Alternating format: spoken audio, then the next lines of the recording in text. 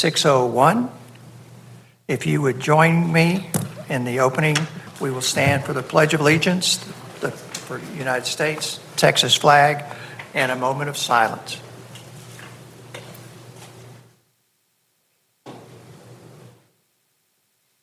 Pledge allegiance to the flag of the United States of America, and to the republic for which it stands, one nation, under God, indivisible, with liberty and justice for all. Honor the Texas flag. I pledge allegiance to thee, Texas, one state, under God, one and indivisible.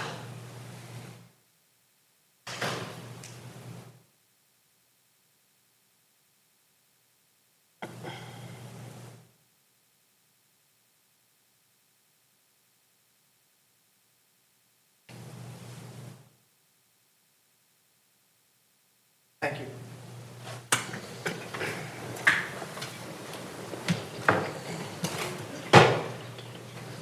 At this time, I will turn the program over to our Executive Director for items of community interest, and as well as for other board members if they wish to share. Jerry? One second.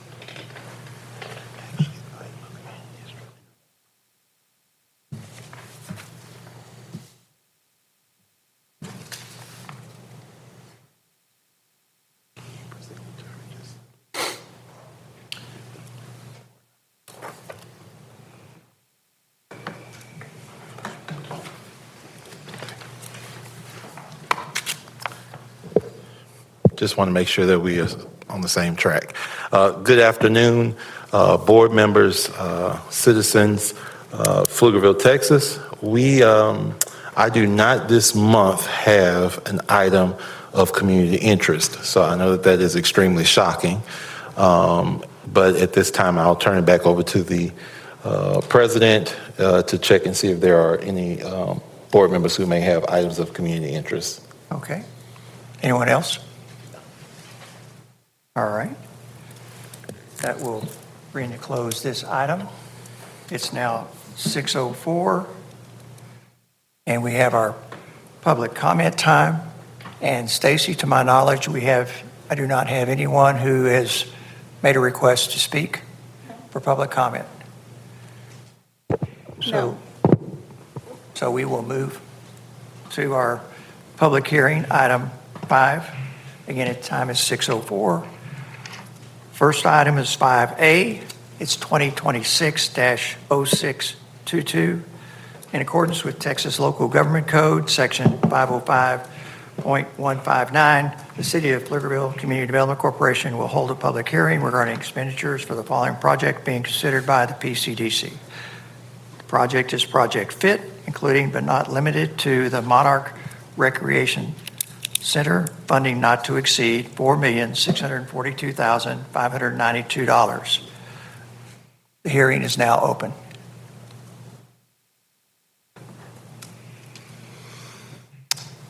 Seeing no one to speak toward hearing or comments, may I have a motion to close? Motion to close the. Okay. Second. Adam is motioning. Oscar seconded just a moment ago. All right, sounds good. So Oscar second. So I'll start with you. Yes. Yes. Yes. Yes. Yes. Okay. So we have 5-0 to close. Next, we go to item 5B, another public hearing item, 2026-0631. In accordance with Texas Local Government Code, Section 505.159, the City of Pflugerville Community Development Corporation will hold a public hearing regarding expenditures for the following project being considered by the PCDC. This is Project Trails, funding not to exceed $190,000. Board member, can I share something? Yes, absolutely. So Good this item is afternoon. open. Good afternoon, board members. I just wanted to kind of give you guys some heads up on this particular initiative. You will be able to take a vote on the first public hearing item at the July board meeting, and you will also be able to take a public vote on this item as well. to approve this item. This is a Project Trails funding gap that is being requested from the city to PCDC to the tune of $190,000. And we will have a discussion on it in July. Just wanted to we're trying to do the public notices in a way that allows the public to come and respond instead of having you all vote and then the public shows up 2 meetings later and the decision is already made. So just wanted to explain why the item is in public comment, but there has not been a item on the agenda to discuss. Correct. Understood. Any other comments? Okay, I will entertain a motion to close. Close the public hearing. Second.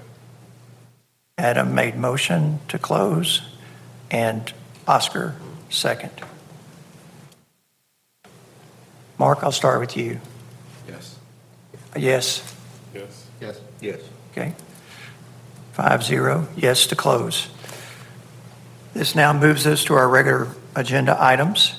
The first agenda item is item 6A, 2026-0623, discuss and consider action to approve the PCDC May 20, 2026 regular meeting minutes. Did everyone have a chance to see those? Motion to approve the minutes. Okay. Adam makes a motion to approve. Second. Oscar second.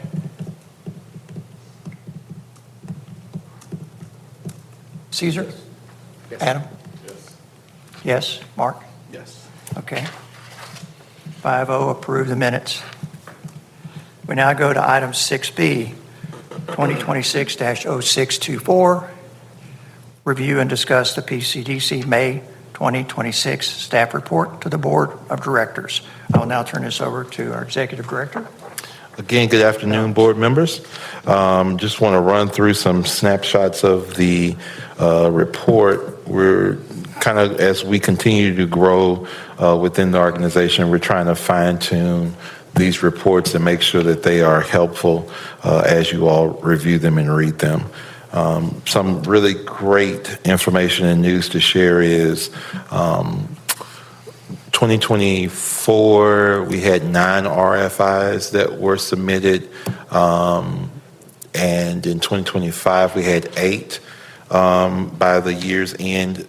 This year in May, we have submitted 8 RFIs already, and we've turned down probably just as many as we've submitted, if not more, but for various reasons that are beyond our control.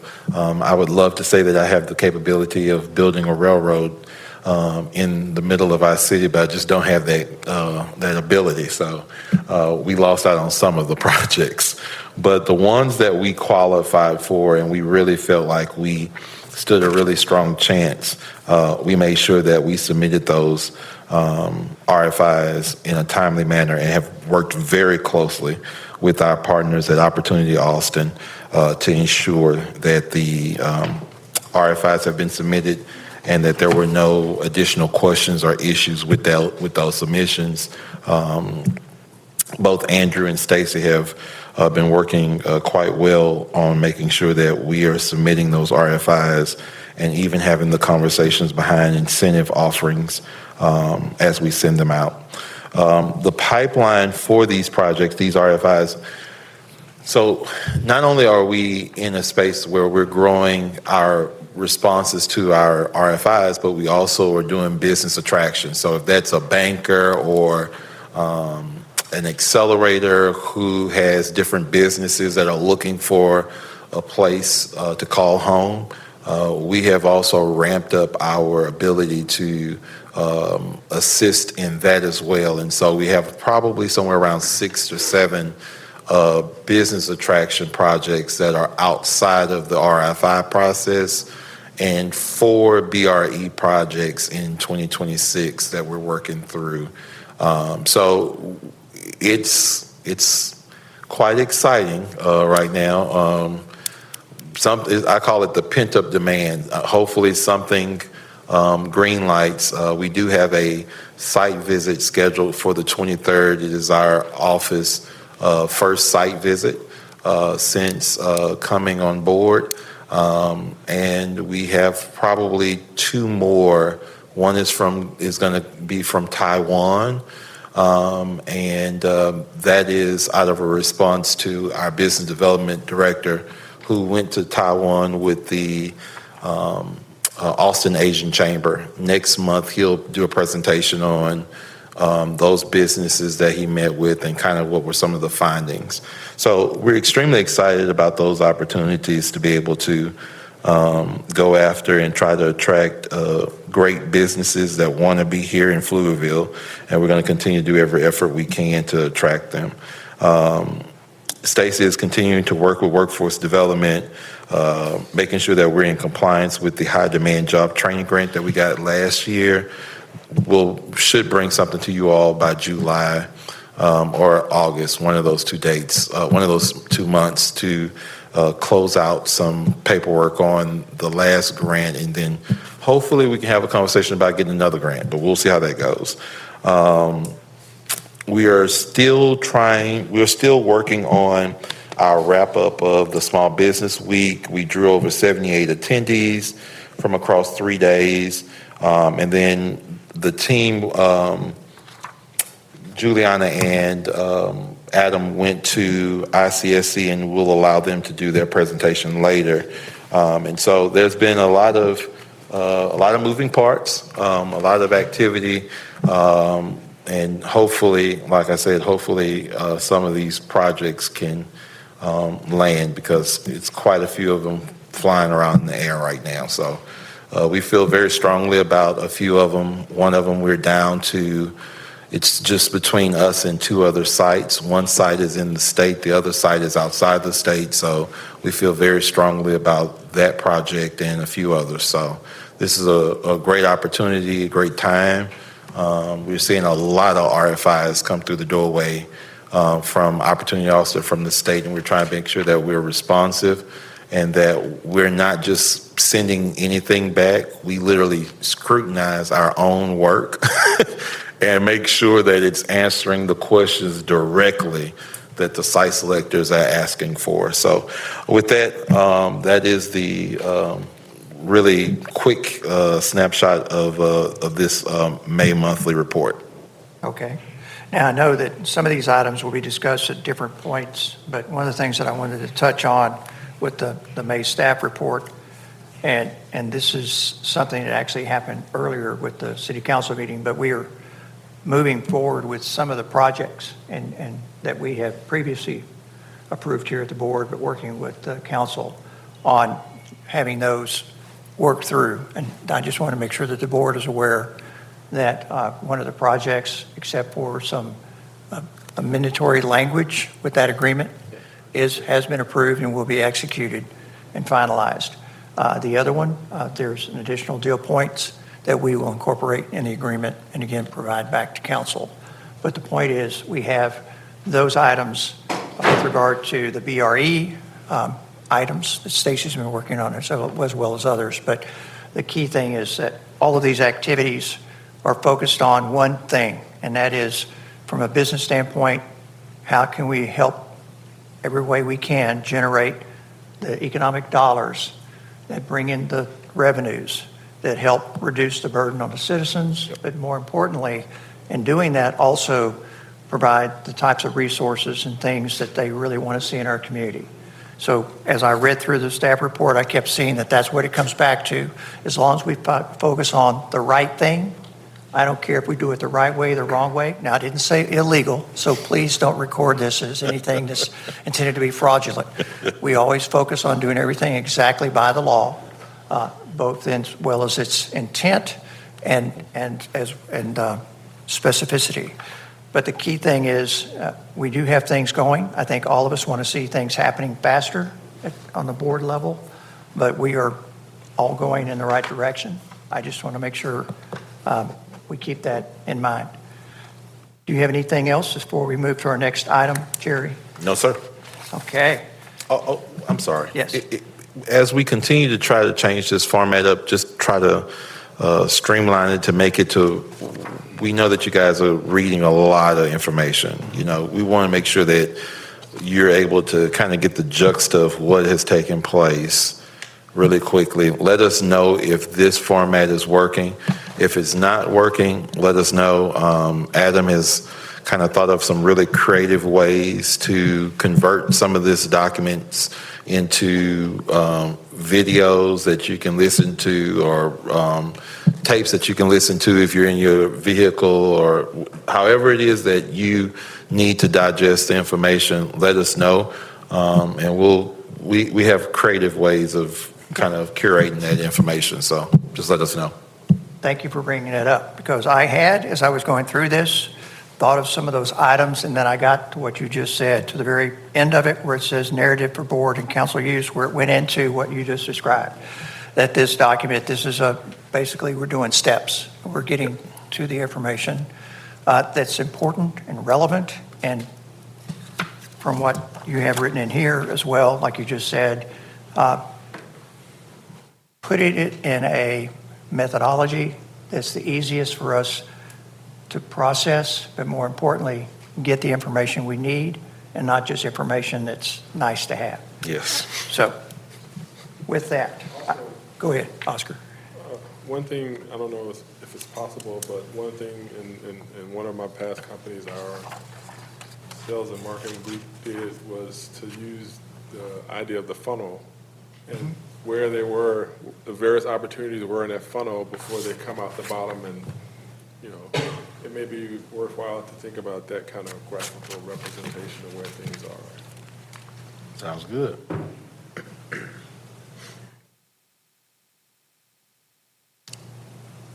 Any other comments? Okay, all right.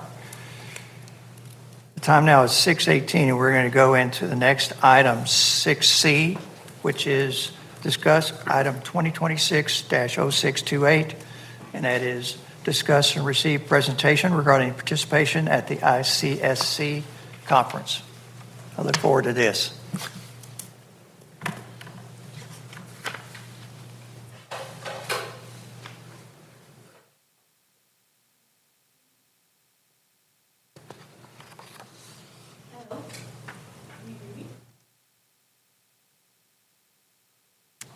Adam, it's blinking. Yeah. So is that a good thing or a bad thing?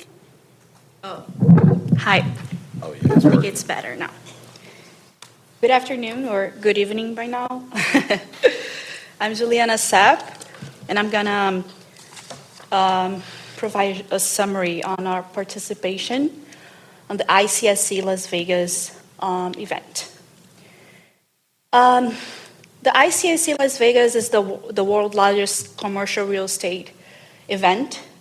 There were 3 days, more than 24,000 people, 1,000 retailers, and 900 exhibitors. Our goal was to gather market intelligence, to strengthen relationships, and identify opportunities for retail recruitment. And the key takeaway that we noticed during our time there is that competition is intense. Everyone was trying to get the best quality of retailer and opportunities for restaurants, developers, and attract them to their own communities.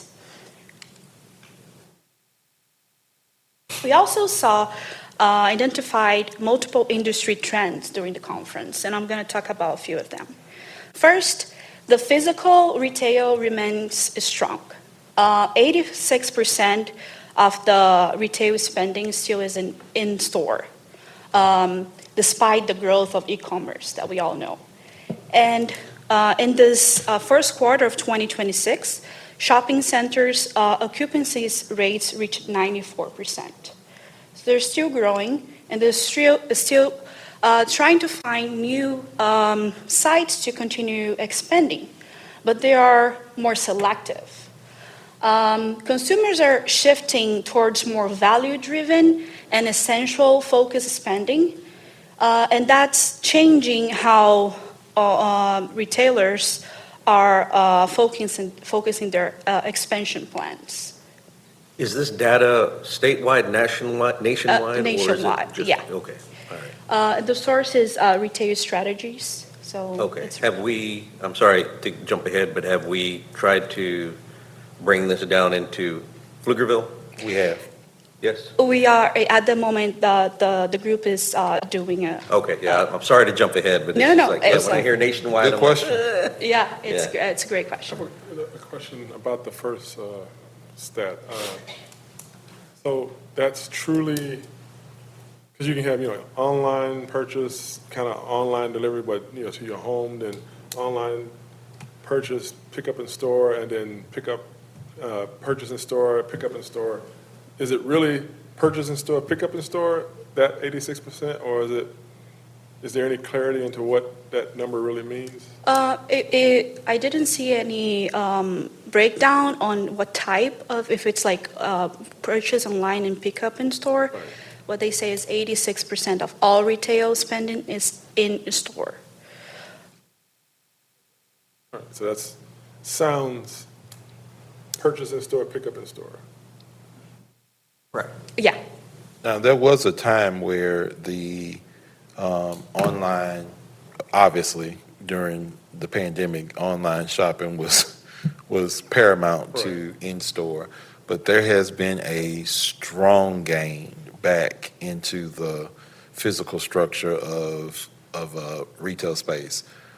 The difference now is, instead of seeking out a 50 or 30,000 square foot space, now people are looking for 5 and 8 and 10,000 square foot space, because the goal is to get you into the store, get you familiar with their item or their brands, or maybe buy a few items, but for the most part, people tend to go home and then either identify what they want, maybe order it to come to the store, because now they're doing the free delivery. If you get it delivered to the store, you can get it for free. You can pick it up for free for shipping.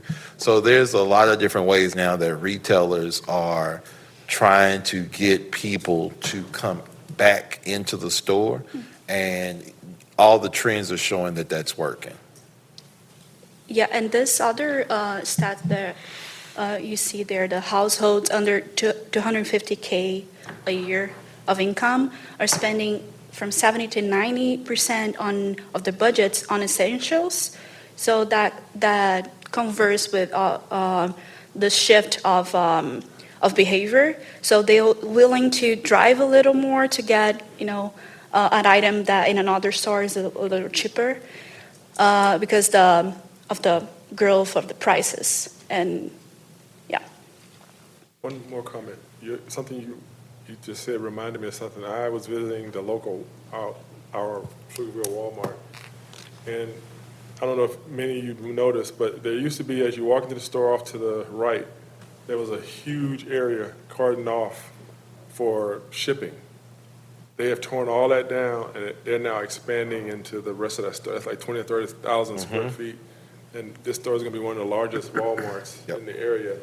And it will benefit from a lot of the early programs and things that they're going to try out will be done here in Pflugerville. So that meets with what you're saying, that people going back to the store. I was getting a battery changed out in my car, and ended up striking up a conversation with the manager of the store. And at one point, they thought that they were going to get a sublease, a leaseor to come in, and something fell apart. And someone at home office said, "Let's just use this store as a template for larger space, and just introduce new items to the space." And so it has drastically enlarged that store. That store is huge now. It's one of those situations where you kind of go, "Whoa, okay, this is a big store." So yeah. Another trend, it's a little shift on retail construction of new development. Reports saying that there been declining of 37% projected to this year by Colliers, and it's driving a stronger rent growth, and the numbers are between 12 and 14% of growth, and low vacancy of the stores or the places that are already built. So this is the part, that's the one, and I wish we had done a big circle around that one, because that is the one that gives me the most heartburn.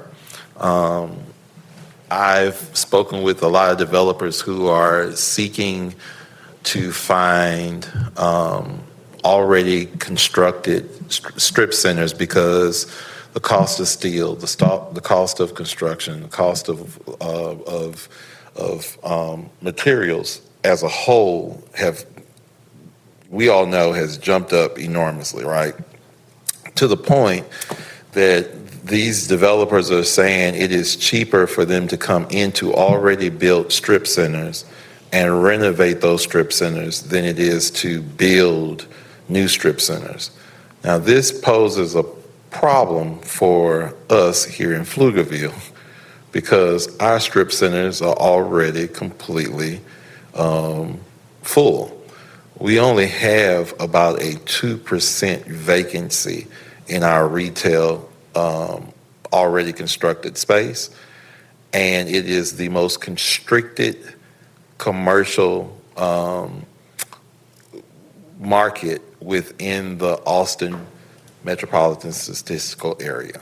And so the cost to build new, met with the fact that we don't have a lot of vacant commercial retail space, along with the cost to do business, is really tightening what can be built. And we're seeing this, even though this is a national discussion, we're seeing it, that it's literally creating what I call almost like an impediment, almost in a sense. So these are going to be some conversations that we're going to continue to have, and we'll have a little bit of this conversation a little bit later on, but I wanted to make sure that I kind of highlighted that, because that is one of the ones that we're seeing quite a bit of take place, not just here in Pflugerville, but throughout this country. And what you just said, Jerry, connects with the next point, which is a growth and new build versus redevelopment. Mm-hmm. So you're seeing remodeling, infill, and like reusing a space for new developments. Well, at least I know what I'm talking about, because I didn't even see that was going to be the next thing. Yeah, that's a conundrum, because I can say that City to our northeast has some downtown area, but the owners of those buildings are charging incredible amounts for rent, and they don't want to sell them, and so now it's limiting their space. I mean, even if they have it, they'd rather let it sit vacant for some reason. It's crazy, and we don't have the space. So yeah, and new build is ridiculously expensive. Whew. Yeah. Yes. And, it is. Excuse me. And what we also heard from retail strategies and other conversations we had at the capital, the institutionals and the investors are, in fact, engaging with developers, but a very specific type of development, which is grocery anchored with retail spaces. As the space that they most like seeing developing. Oh, and I forgot about to talk about AI. So AI was a very a topic that we heard a lot during the conference, even day one when we had the panels. So AI is not gonna replace shopping. AI is helping retail operators to better serve and better, it'd be more prepared. And also, developers, retailers, and site selectors to find the best communities and the best places so they can place their stores. So they are using multiple different softwares to determine where is the next point, and that is based on demographics and a lot of analytics. And that's why how AI is helping them and also helping us to figure out what are the best places for development. Interesting. If I'm not mistaken, we're seeing that play out right over here with HEP, right? I mean, they came in and now all that stuff is coming around now, so, okay. And that used to be a trend back in the day. I don't know if you guys remember Walmart. If a Walmart built there, you just give it a moment, you'd see a Dollar Tree, a Hibbett Sports, and all those other things. The cycle graph behind this is that people don't go to places alone, right? They go in groups, right? You want to go shop with friends, and so grocers and other retailers. When I say they study behaviors, you have no clue how in detail they study behaviors. And not to get too far off, but I will just share with you that wherever your phone is at 6 o'clock at night, wherever it stays for at least 3 to 5 hours, it tracks that is your home. And it then, where you go next is where it then follows. And so people aren't just making guesses as to what type of individuals we have in our communities. They are truly have it down to a science as to what can and can't go in your community. So when a developer come to you and say, I'm looking to bring this store, this restaurant in your community, you can feel like you want to Ruth Chris all day long. The reality is they have thousands of dollars that they have spent to find out that you are supposed to have this 54th Street. Okay, so it's just a So do you have, or how do we access that data? So I'm sure it costs, but. It does, and we have access to it. We actually have a few streams of access to it. We're now, because we have Juliana, we now have someone that can focus on this at all times. So we're actually getting ready to get additional stuff that allows her to be able to go out and be able to recruit from a place of strength, because she'll know what they know, right? And then on top of it, one of the software that we're getting pretty soon will allow her to walk into a store or shop that is local and say, hey, do you know X amount of people in this area are leaving town to go and purchase this specific thing? And if you start offering it, instead of them leaving to go out, they can come and you just advertise and they can come here to you. And it helps them understand what their bottom line is and how they can make the most impact as a small business. So that is the beauty of having an innovation and entrepreneurship manager who can look at those things and really be able to help provide the right information to store owners. So, Without getting into the weeds, is the cost for that data reasonable? Or yes. Is it? Okay. Yeah, So especially if I'm still over here smiling. Not going it to break is. the bank to try No. to gather that? Okay. No. Sounds good. And it's because nowadays software and programs, they're trying to make them affordable for the smallest of the cities, towns, all the way up to the largest towns. So they charge according to the size of the city, instead of saying, hey, this program is going to cost $100,000. Well, it may cost $100,000 to Austin, but it wouldn't cost $100,000 to us. Okay, sounds good. Just finalizing what we heard from developers and retailers. So retailers are more selective about their expansion plans. restaurant operators, they're continue growing and pursuing especially high growth suburban areas like ourselves here in Pflugerville.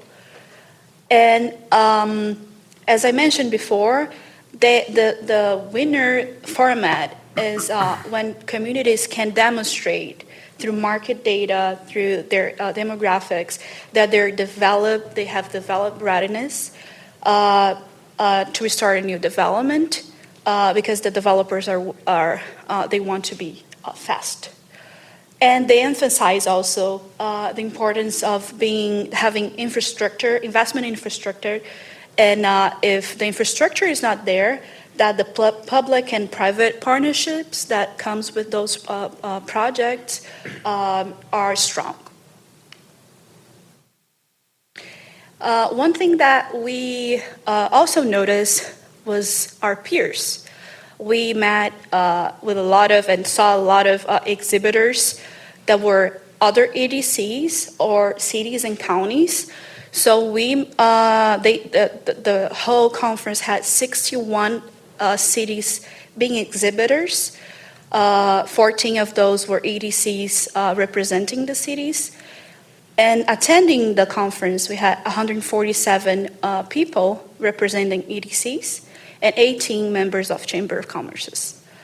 And one thing that I want to highlight is everyone was doing recruitment. Mm-hmm. So the competition is high because every city, every EDC is highlighting their potential and what they can offer. So this is a highlight, a key highlight of the event as an EDC, as an organization that is attracting new businesses. We are competing with others, so we have to be prepared to accommodate them.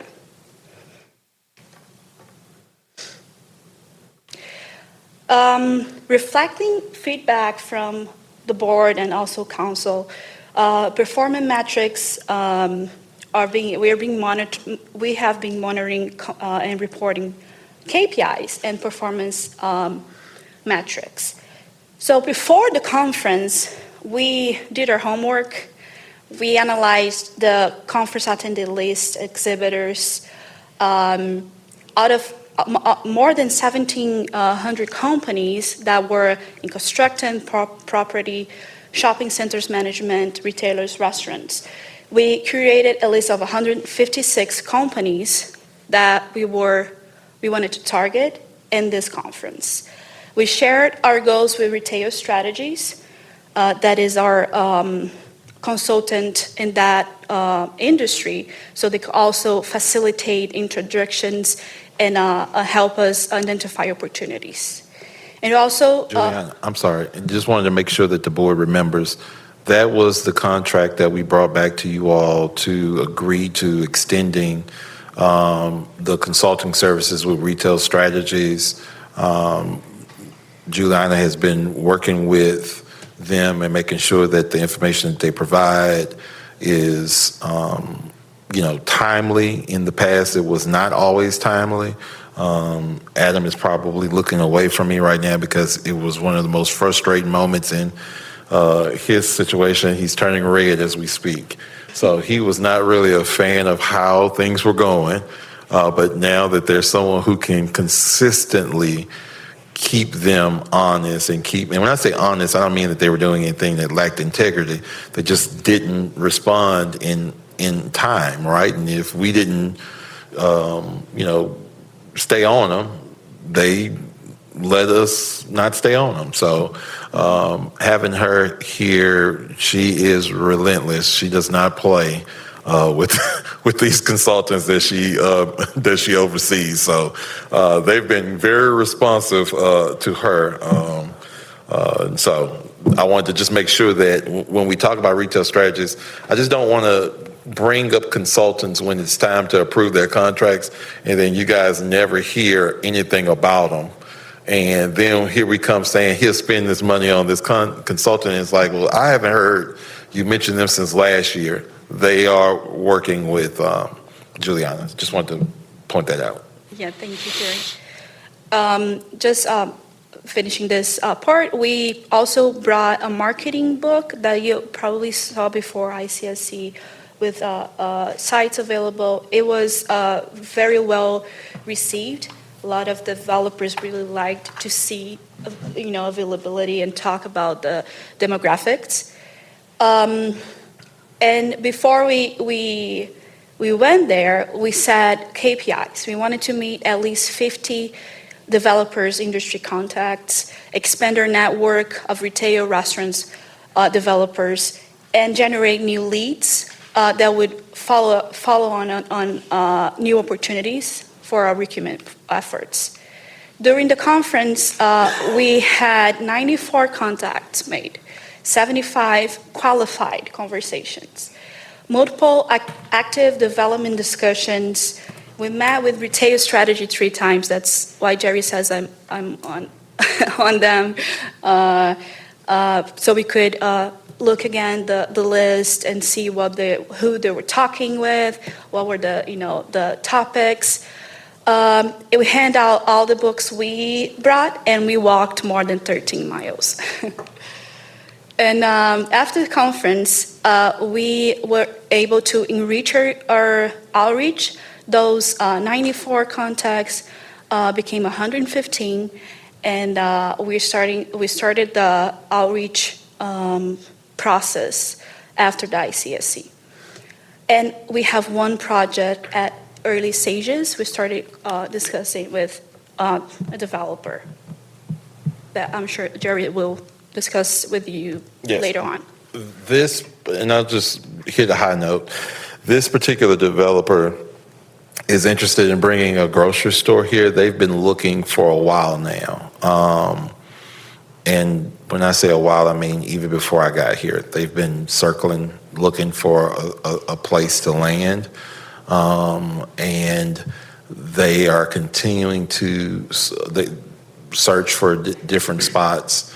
And so we've looked at some areas that probably would think are a little bit unorthodox, but we're trying to figure out a space for them. They are tired of waiting on the North Point development. They have been waiting for that for some time now, and so they have pretty much given up on just waiting on that spot. They're looking for somewhere in Pflugerville that actually makes sense with drive times and with traffic models and all those things. So we've offered them about 3 possible sites, or we're working on 3 possible sites. After the last talk we enhanced that to 5. Oh, okay, so we're up to 5 possible sites. But we wanted to try to give them some other options besides the ones that they've been looking at. And so we're going to figure this one out, because they've been snooping around for a long time, and they got to be tired. So we're going to have to help them find a location pretty soon. So.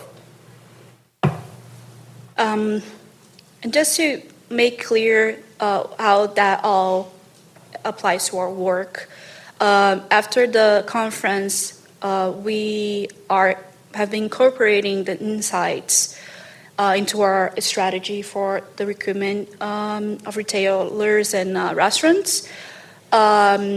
We are refining the marketing materials based on feedback that we got, like what is missing, what we need to highlight more.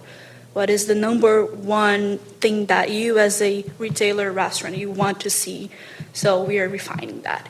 And again, we are enhancing our outreach to target retailer, restaurant, and developers.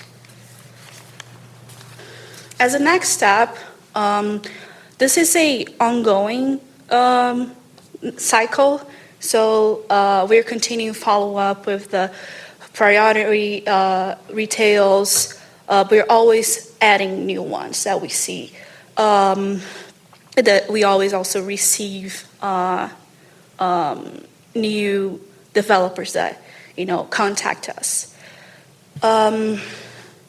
And there- Juliana, when you all, do you guys incorporate the suggestions that are found on Facebook and other social media platforms? When Yes. someone says that they want a particular restaurant, do you collect that information and add that to the list for recruitment? Absolutely. We monitor Facebook and Reddit. It's gotta be Reddit is, exhausting. Yeah. Everybody wants everything here. Adam has a program We have that bots over he has a bot that the moment someone comments about what kind of restaurant or retail they want, it gets picked up and compartmentalized, so we don't have to go searching for it. It finds itself for us. So yeah. we also You monitor. want a Haydale's? Hey, Dales. No, I'm Look, joking. he's gonna look at the screen. Look, he started pulling it up. I thought you would know what that is. New no. Orleans, so. Oh, I know what it is. That's a very New Orleans name. We also monitor Reddit, which is very big on with the new like younger generation. And the reports and the KPIs are always we are on progress reporting the KPIs. And as a recommendation, this is my last part of the presentation. We talked with a lot of the EDCs during this the Las Vegas conference, and we understood that it is in fact very beneficial having a booth, but only having a booth and being kind of stuck on it,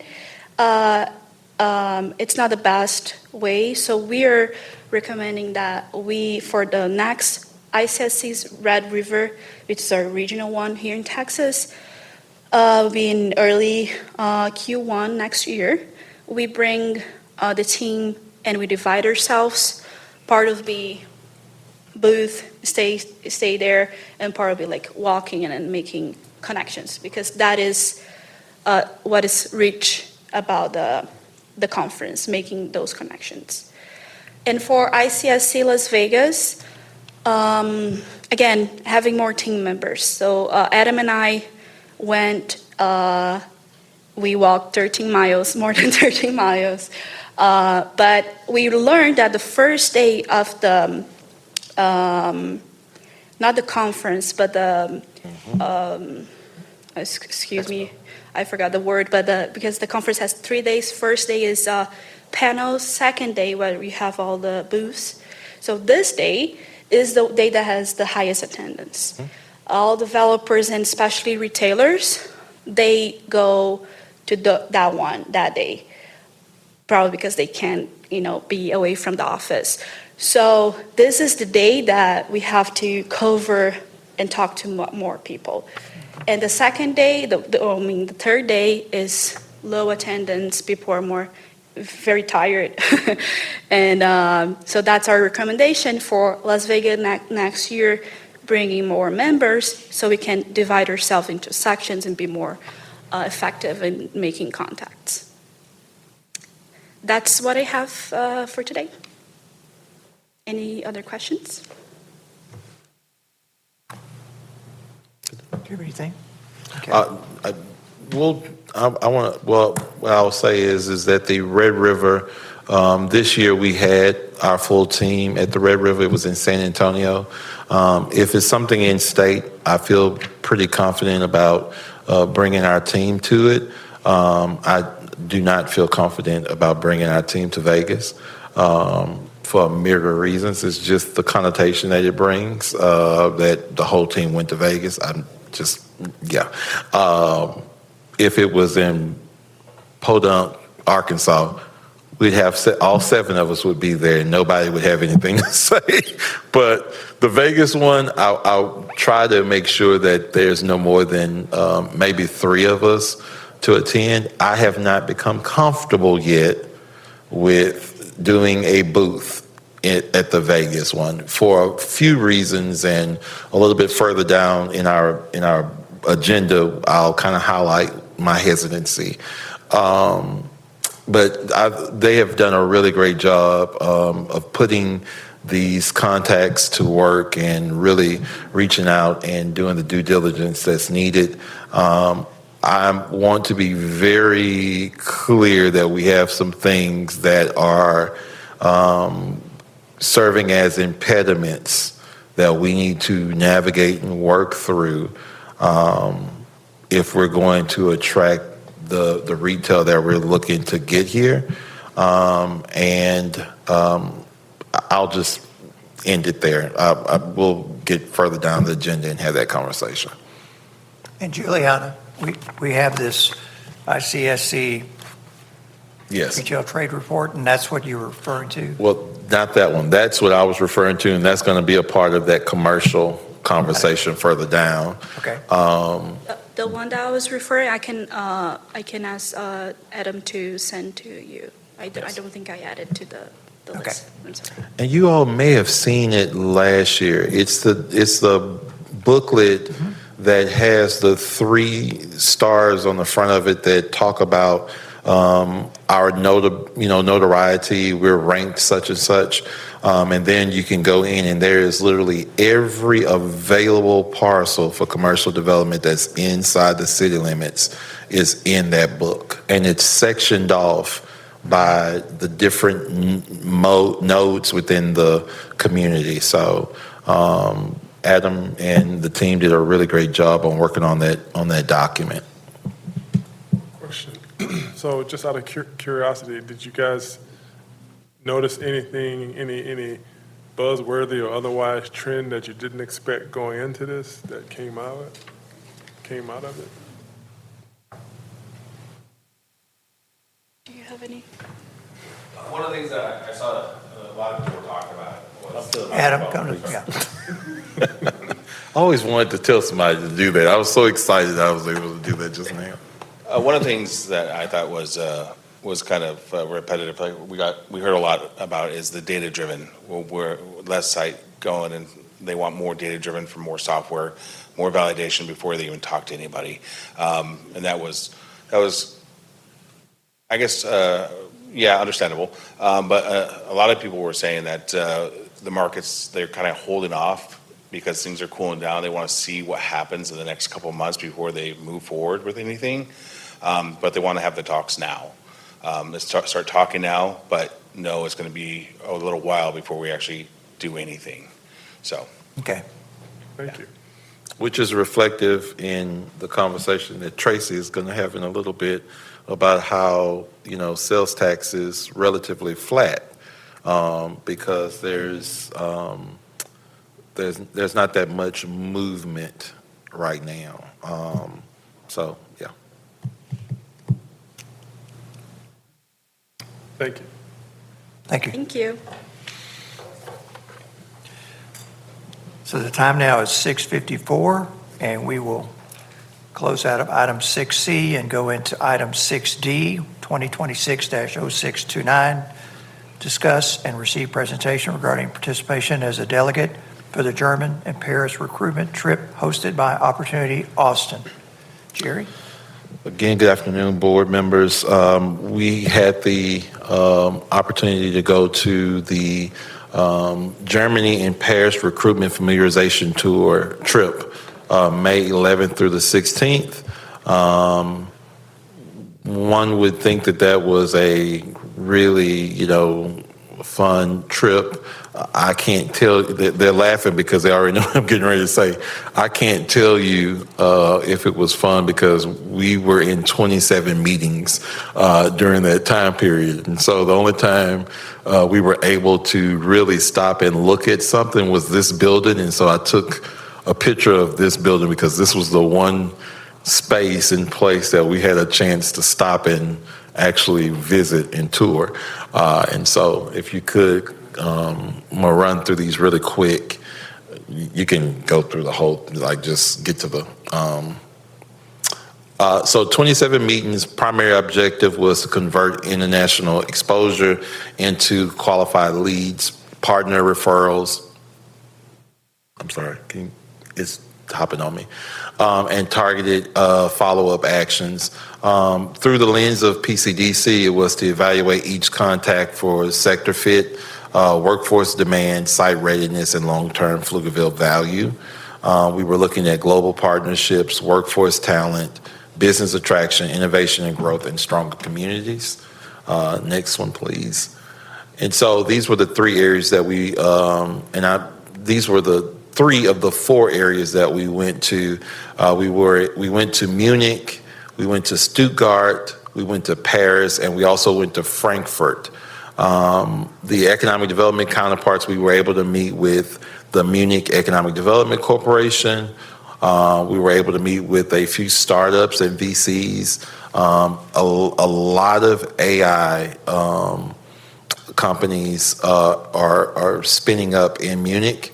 Aerospace, there's actually a project that's coming out of the conversation that we had in Munich, has already reached our doorstep. So in the actions of an RFI, so we're going to be responding to that RFI. Microelectronic firms, Stuttgart is their finance capital, so it was a lot of fintech and different bank technologies that was in Frankfurt. That doesn't really fit our target area, so that was one of those moments where I was like, okay, Austin, you have it. I'll read up on the next city as we're studying for Stuttgart and Paris.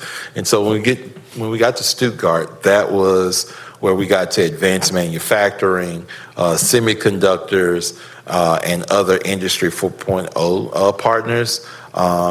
I took a picture of this space here. This is called Black Wave.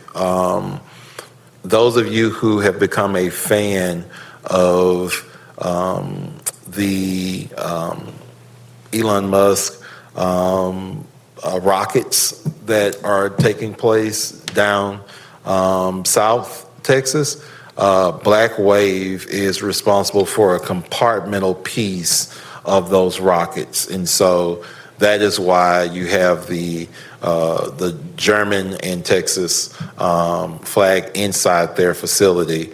Thought that was really cool to see the Texas flag all the way in Germany. But they are headquartered in Germany, but they have a facility in the South Austin region. And so it was a really great opportunity to kind of tie those connections and get an understanding of what they looked for when they were looking to come from Stuttgart into the Austin region.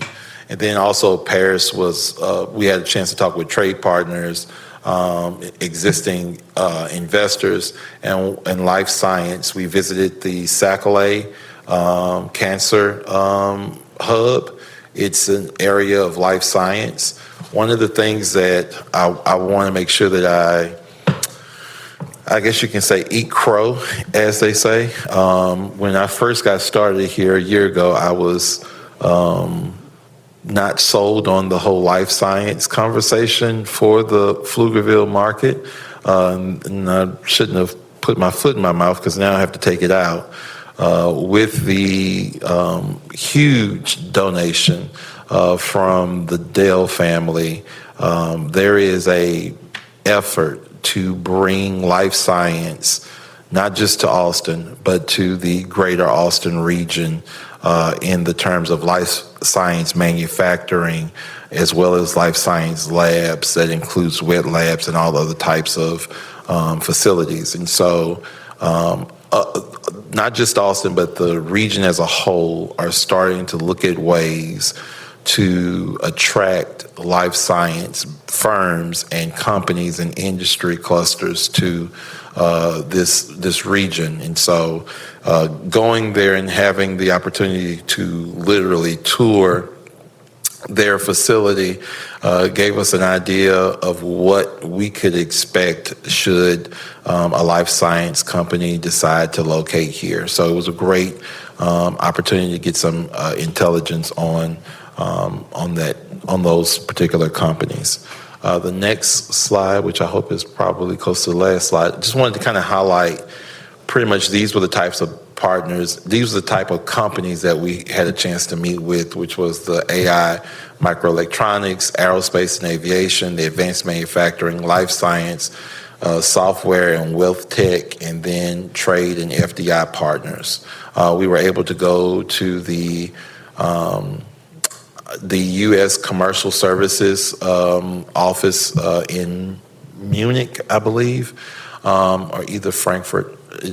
They're starting to merge on me, and had a conversation with them and talked to them about, different projects. One of the cool things about developing the relationships with the U.S. Commercial Service channels is that you're able to build those relationships, and as businesses within those countries are looking to relocate or expand into the United States, it's really good opportunities to be able to get some firsthand knowledge on what's taking place along with FDI partners. So, and is that the last slide, I believe? Oh, okay. So actions and outcomes reviewed. Of course, we wanted to recruit new international prospect relationships and expansion intelligence, retain and expand, connect, and then prepare, having conversations about workforce site readiness lessons for future RFIs. And then the highest value outcome was a stronger international pipeline architecture, which helps with contacts, ownerships, sector intelligence, and partner referrals.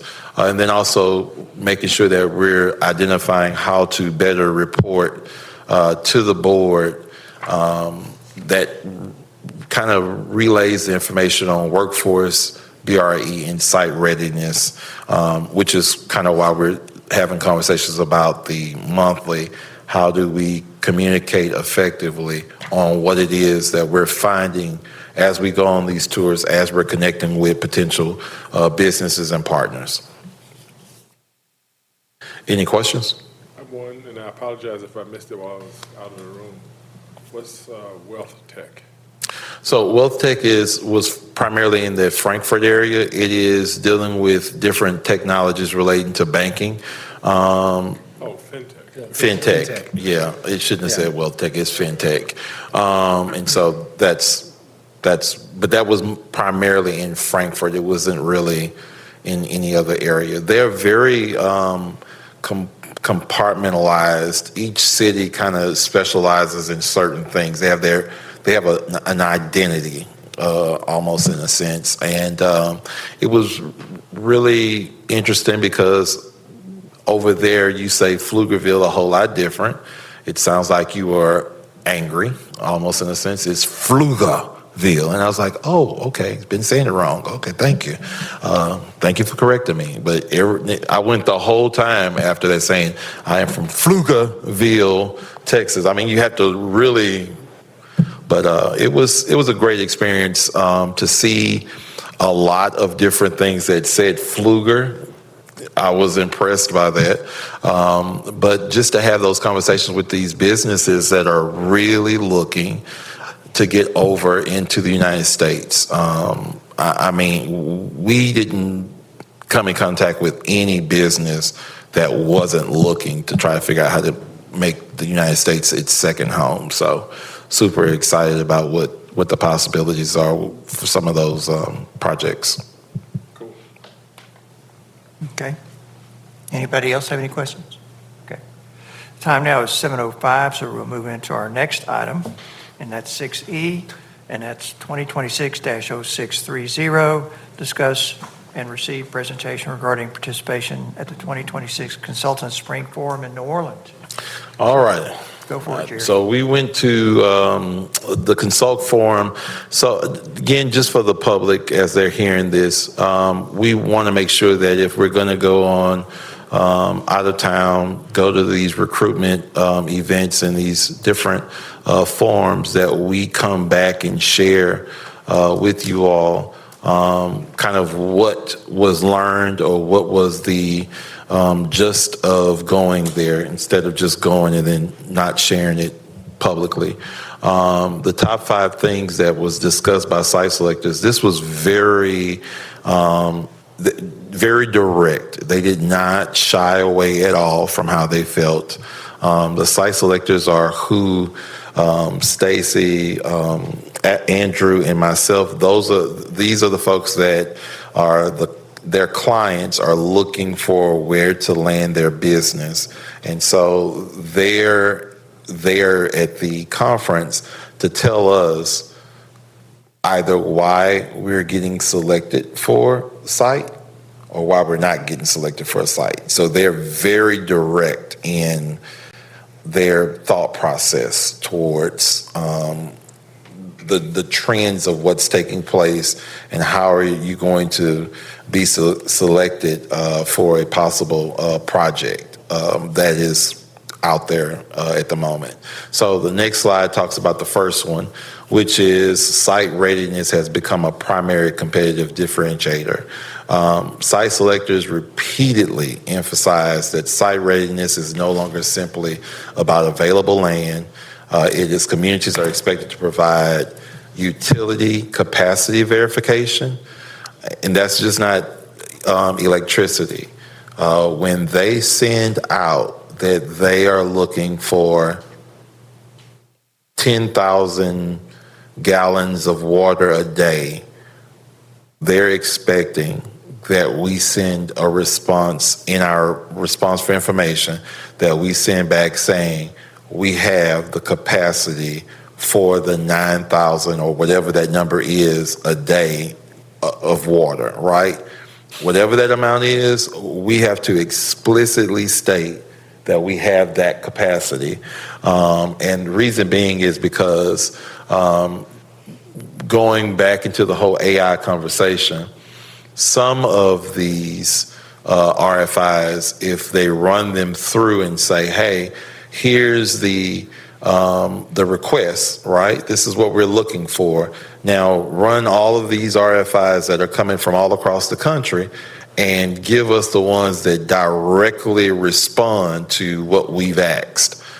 If you don't have the utility capacity verification, infrastructure timelines, if there are infrastructure items to be built, environmental due diligence, master planning, if there are any master plans, their preference now is that it's a master planned space, which I found very interesting.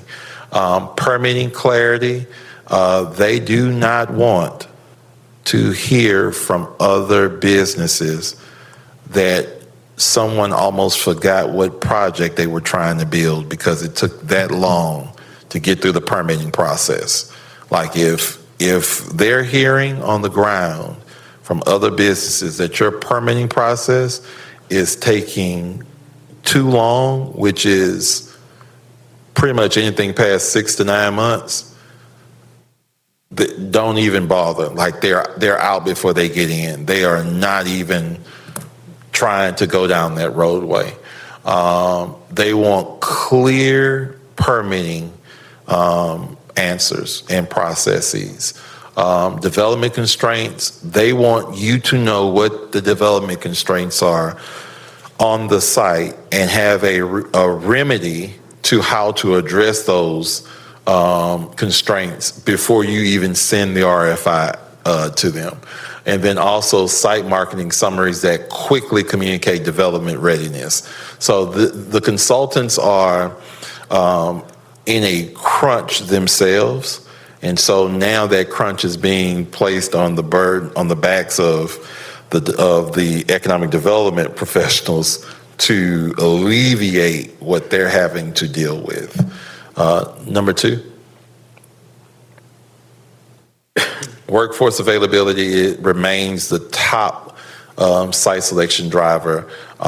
Workforce discussions consistently ranked alongside utilities and site readiness, labor force participation, technical training availability, apprenticeship opportunities, industry-specific workforce pipelines, employer partnerships with educational institutions. When we have our site visit on the 23rd, we're having to bring in our institutional partners like the TSTCs, like the ACCs, to sit at the table and communicate to these potential businesses that if we don't have the workforce, we can get the workforce, but it needs to be communicated to and made very clearly known. Number 3, infrastructure capacity is more important than infrastructure presence. And so the consultants repeatedly noted that infrastructure availability alone is no longer sufficient. Communities must demonstrate actual utility capacity, expansion capabilities, delivery timelines, and long-term infrastructure planning. The longer or the less we are with clarity on our process far as utility capabilities, far as planning capabilities, infrastructure, the further out we can expect to not get selected for a project. They are so serious about this now, it's not even close. They will pass you by and go somewhere else. Number 4, and just to kind of, and you don't have to go back, but for number 3, we have worked very closely with Encore to ensure that the moment we get any notice that they're looking for X amount of wattage, right, we quickly send an email or a text to our representatives at Encore to see what is the timeline to get this ramped up. We are trying to ensure that any developer, any site selector that we are in talks with, that they do not wait longer than 24 hours to have some kind of response or some kind of answer to their question. That is the extreme side, by the way. 24 hours is the extreme. If we're sitting there at the computer and it comes through, especially with some of the projects that we have on the hook that we're trying to land, we need to respond immediately. But just to give you guys an idea, this is extremely important as they are going through the process. Jerry, is this, all these requirements, is this an industry standard now? Or it's not just this firm or whatever it is that you were at? Is this across the United States? This is across. So these are site selectors from various different corporations and organizations. I mean, from all over that do site selection. It was almost like they had a meeting before this and were all on the same page. It was kind of scary because nobody disagreed with each other. Everybody kind of was like, everybody was shaking their head in agreement. I was like, whoa, this is getting really kind of tight.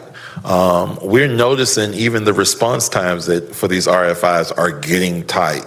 There was a time back when I first got started, you had almost 15, 20 days to respond to these RFIs. Some of these RFIs, you have 5 days, and if you miss them, you miss them, right? And so kind of explaining the why behind this is AI has done what it does in every industry. It has disrupted this industry something seriously, okay? So what is happening is the consultant, the site selector is going out saying, hey, pick me to help you find the best place that you want to go. The business owner is saying, I really enjoy golfing at this particular golf resort during the summer. So I think I want my business to be located close to there. Well, it's a horrible location. Doesn't have any site readiness, doesn't have any workforce in the area, doesn't have any industry cluster sectors. So it does not make sense to be in that location. Well, they get on ChatGPT or any of the other ones, right? And they say, well, show me why this site is the best site or what have you. And Chat throws out all kinds of information. And now you have site selectors having to go with extreme data information to these owners and say, I get it that you have a very nice report that ChatGPT and Claude and all the others gave you, but this information is not correct. well, yes, it is. And they have to go through that whole pushback on this information is not correct, and let me show you the correct information. And oftentimes it's human. We don't like to get things that tell us that we're not right in what we want, right? You know, it's really nice that you want this, but this is what it really is. Nobody really wants to hear that. And so that's the rub. That's what's taking place right now with a lot of the consultants, the site consultants. They are having to say, hey, look, we have short turnaround to respond because I've spent a lot of my time fighting with the client to get them to look at everybody's community instead of looking at what ChatGPT said to look at. And so by the time a decision is ready to be made, everything is moving at an extremely fast pace. Had we not been a part of that conference and heard these conversations, we wouldn't have known that that's why we're getting these RFIs and the return dates are 5 business days away. We would just been like, golly, this came in quick. Okay, this came in really quick. But now we know what they're saying and what they're looking for. And so that's why they're constantly saying relationship building it still remains critical, even though AI and data analytics is trying to kind of continue to take more precedence. I feel like this is an obvious, this isn't just consultants, especially with a lot of the projects that we're working on. People have touted the relationship with PCDC, despite data analytics maybe differing.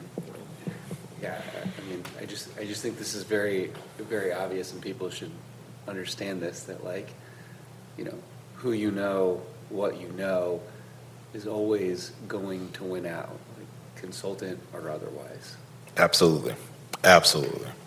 Especially when it comes to, and that's why it's so important, and Stacey's been working on business retention visits, because as we're doing familiarization tours, we're bringing site selectors in. They get to a point where they don't want to talk to us. They want to talk to a business that's already here. And so that's why it's so important for us to have a group of businesses that we can put in front of those site selectors, and they can say, hey, I moved my business here. It was a great relationship, great partnership, and we're waiting for more neighbors to bring more businesses here. And so we just have to continue to build those relationships, and then also continue to support and work with our regional partnership. I did not say it when it comes to the Germany and Paris one, but I definitely want to make sure I say this. Opportunity Austin did a fantastic job on the Germany and Paris trip. Even I jokingly said it was bumper to bumper when it came to meetings, but it was very high value driven. And we had an opportunity to really make meaningful connections. And I actually enjoyed the fact that I did not feel like I was just, flailing around and not really doing anything. The fact that we knew when the car was coming to get us, everything was planned out to a T, when the train, when the meeting takes place. And that took a lot of effort and a lot of work and planning on their part. And those are the types of partnerships and engagement that are going to be really meaningful for us moving forward. And then the last one, foreign direct investment and advanced manufacturing opportunities to continue to expand. We are starting to see, even especially in the RFIs, and as well as just the attraction conversations, the advanced manufacturing, the aerospace and defense, and semiconductor supply chains. Those are the top 3 areas that we are seeing just repeatedly coming through, not just our community, but Central Texas, as well as, I wouldn't say as well as the country as a whole, especially when it comes to aerospace and defense, but definitely advanced manufacturing and even semiconductor supply chain. So we're getting in there, and we want to make sure that we're part of trying to attract those businesses as well. And we'll discuss a little bit later on how we're being competitive as we're applying for those projects. And at this time, if you guys have any questions, other than that, that concludes our report. I have a question, and you may get to it later, but hearing all this, it kind of, to me, is heading toward the fact that you really need to, for some of the restaurant retail site selectors, you need to have like brick and mortar shells just sitting there waiting for them to come because land is no longer sufficient to make Pflugerville or whatever city attractive enough. Am I missing something or? No, you're not missing nothing at all. You're not missing nothing at all. In fact, you caught it before I could even. We can skip the commercial. He picked it up just that quick, so we don't even. No, I'm going to go into more detail, but no, you picked up on it correctly. If you notice, this is actually talking about more industrial, right? And Juliana was talking about commercial. And they both, site selectors said the same thing. If you notice, they both said the same thing. So it's just where we are in the market right now. And we're going to have to get in the mix. And I know Mark has been saying this since forever. We cannot sit on the sidelines and just wait for retail to come. It's not going to happen that way. And I'll cut it off there because we can have further discussion when we get to that item as to some of the things that we need to work on. So. Okay. All right, well, the time now is 7:23. We'll move to item 6F, and this is where we get into the budget items, and it's item 6F 2026-0634. Discuss and review the FY 2027 proposed budget draft for the Pflugerville Community Development Corporation. And Tracy, I know you'll be leading our discussion. And I do have you'll probably hit this from what I observed at the City Council presentation. But when you get to the sales tax projections and the fact that the audits, the past audits that have sort of played into what the numbers are for our projections on sales tax revenue. The thing that I was going to ask or would have asked at the city council meeting that I would like for you, either you or Jerry, whenever it comes to the appropriate time, touch on is that when it's due to again, this is audit related, when the sales tax audits are done, are we talking about from standpoint of, was it a business, say a large sales tax contributor that they've audited and found an adjustment was necessary that took back, basically there was a sales tax overpayment to the governmental entity, or is it a situation where it was a misallocation of the sales tax, that the audit indicated that it went to this municipality or these governmental units and it actually should have gone to the others? So that's just clarification that I was wanting to get. I mention it now. Sure. Because if it's something that you don't have, that's fine. You just, when you get to that, just say that. And then, but it's something I would like to know in the future. Okay. Thank you. Tracy Waldron, Finance Director for the record. We're just doing a high-level review of the proposed budget tonight. My understanding is that we will bring back an action item in July for you to actually approve before it goes into the proposed budget that goes to council.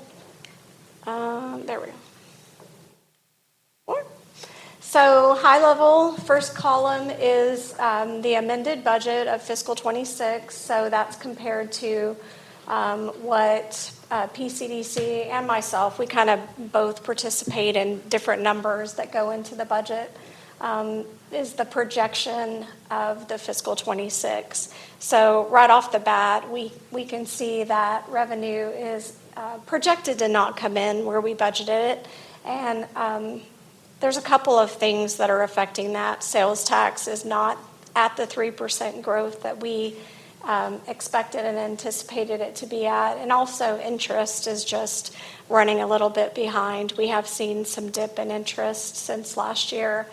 Pretty steady currently though. So that's what's causing that shortage, if you want to call it that. I did explain that when I kind of dug into the numbers for sales tax, if you strip out the audit adjustments between last year and this year, we actually are right on a 3% growth. But because there were big audits that affected us negatively last year, and then when you start comparing year over year, then it makes it look like we haven't gained. I will have to do research on the audit. I can't answer for you. I mean, obviously, it is businesses. Whether it was, whether they have, some businesses have multiple outlets. Right. And so if they report the wrong outlet in the wrong jurisdiction, I mean, it could be various things. So I would have to dig into that a little bit. I do have the capability of digging into the audit and seeing who the audit was on and the payments and what months they applied to. But your specific question, I wouldn't have that answer from the software that we have. Because of that sales tax trend for proposed 27, we are proposing to not do any sort of percentage over our projection of 26. And that is just to be conservative because we are seeing a little bit of flattening of the revenue. We would prefer just to be conservative and not put in an increase. We kind of talked about that at the council meeting. I mean, because we're doing the projections of the sales tax revenue the same for PCDC as we're doing for the city. So we're trying to keep those the same, obviously. On the expenditure side, personnel services, you can see the projection was a little low. We know we had vacancies this year. There is an increase for next year, and I'll talk about that in my next slide. Operating expenditures. I did break out community support because I believe that even in the budget book from last year, it was all kind of compressed and combined in the development agreement line item, and we're going to make sure that that gets broken out this year just for better transparency. But those are the funds that go to the city for the community grants and for workforce development. The development agreements line item is specifically for development and the economic incentives that we know about. So we've kind of separated out those line items. And then, of course, debt service. On the non-operating expenditures, I wanted to expound on the 7.3. So 5.8 million of that is your impact way and the Helios right in, right out. So we're pretty sure that that's going to be done or very close to done by the end of the fiscal year. There's $1 million for Nexus as a projection. The contract that you approved was for $397,000. So I believe we're a bit over encumbered in that line item. And then we also have $500,000 for Wet Labs and Innovation Hub.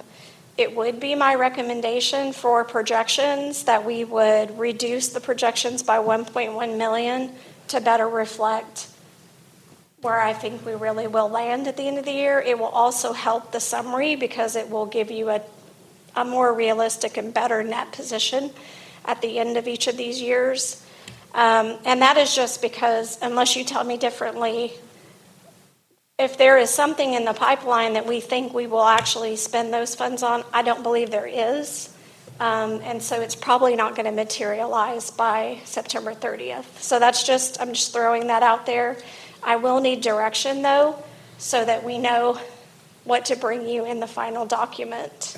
And then also on the development agreements, we're still honing in on where, I know we just got a new one, and that's not in these numbers. And so I want to make sure that we review that line one more time and make sure that, we're pretty spot on with at least what we expect to be paying out in economic incentives. So those particular numbers may change between now and July. We'll call that out before you are asked to approve. Okay. I think. So there are no new personnel requests, but there was a market increase mid-year of fiscal 26, which is affecting the numbers. Also, the COLA of 3% has been put in, just like it has across the city, and medical coverage of 8% increase. we won't actually know where we land with our health insurance until like September, October. We are on a calendar year, not a fiscal year, which is not conducive to trying to set a budget, but we do our best. On the operating expense side, I said on the slide increases noted. I want to point out that on the market study, it was actually budgeted and assumed to be spent this year when I looked back at the details, and then budgeted again next year. So just want to point that out. Strategic plan is new for $150,000. Site tours is up $50,000, and recruitment programs is up $20,000. On the capital and one-time line, if you notice from the summary, there was $2 million in that line. This is what makes up that $2 million.